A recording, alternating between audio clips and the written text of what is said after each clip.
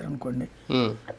సాధారణంగా government layout procedures ఎట్లా ఉంటుందంటే దానికి మిగతా రోడ్డుతో కనెక్టివిటీ ఉండాలి.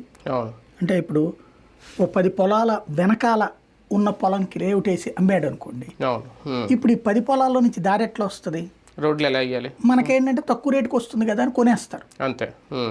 ఆ పక్కన ఉన్న వాటిట్లో కూడా ఆల్రెడీ వెంచర్లు వేసి ఉంటారు. అవి చూసుకుని కొనేస్తారు. అంటే వెంచర్లోనే మ్యాప్ ఉంటుంది కదా, ఎక్కడ ఎన్ని అడుగులు రోడ్డు వస్తుంది.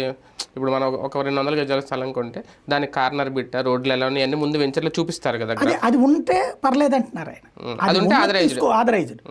అలా కాకుండా ఏం జరుగుతుందంటే ఇప్పుడు చాలా చోట్ల ఇప్పుడు కొంతమంది అంటారు, నాకు కూడా చాలాసార్లు వింటుంటాను, అది చీఫ్లో దొరుకుతుంది, 6,000 రూపాయలకే గజం వస్తుంది, 10,000 గజం వస్తుంది, నువ్వు తీసుకోవట్లేదు అని చెప్తుంటారు.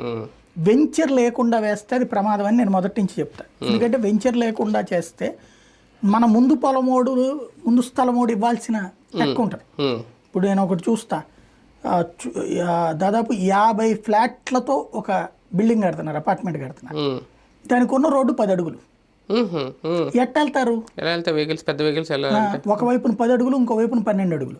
అది కూడా వాడి రోడ్డు కాదు, వేరే అపార్ట్మెంట్లో వాళ్ళది. వాళ్ళే వేసుకున్నారు, వాళ్ళ ముందు 15 అడుగుల రోడ్డు వేసుకున్నారు, ఇంకో వైపున 10 అడుగుల రోడ్డు. 45 ఫ్లాట్లు అంటే 45 ఫ్లాట్లలో కింద పార్కింగ్ అంతా పెడితే కార్లు ఉంటాయి.